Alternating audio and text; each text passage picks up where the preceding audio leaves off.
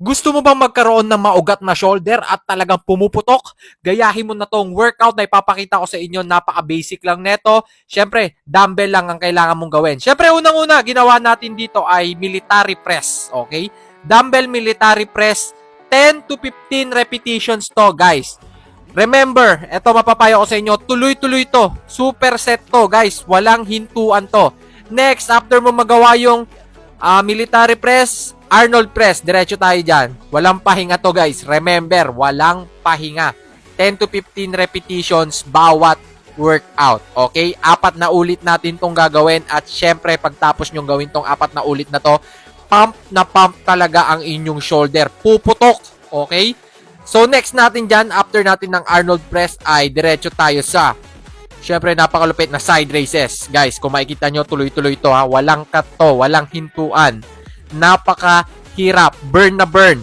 Yan, kung makikita nyo, 10 to 15 repetitions. Make sure na proper form. Huwag kayong magsiswing.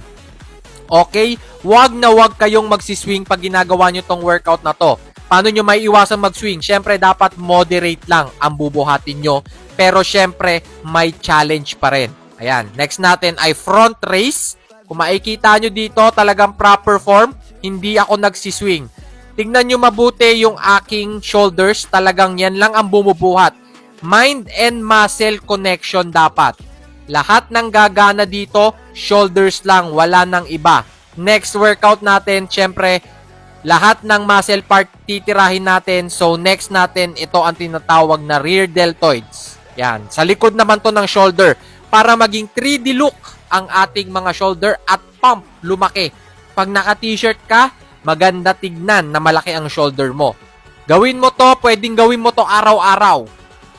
Make sure, pwede mong gawin tong araw-araw kung talagang maliit ang shoulder mo. Okay, next natin, same position pero nag-iba yung aking paghawak sa dumbbell. Ayan.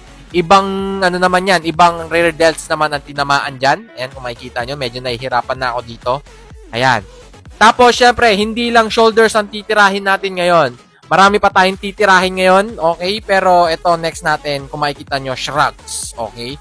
Tingnan nyo yung tingnan nyo yung pang-ikot. Parang iniikot ko yung balikat ko papunta sa likod. Okay? 10 to 15 repetitions din to, guys, ha? Make sure na slowly but surely, mind and muscle connection. After ng papunta sa likod, okay? Maggagaling naman sa likod papunta sa harap. Yan. Okay? 10 to 15, bali, isang set na tong ginagawa ko. 4 na ulit nyo tong gagawin. Walang pahinga to, guys. After nyo gawin yan, magpahinga kayo ng 1 minute, tapos gawin nyo ulit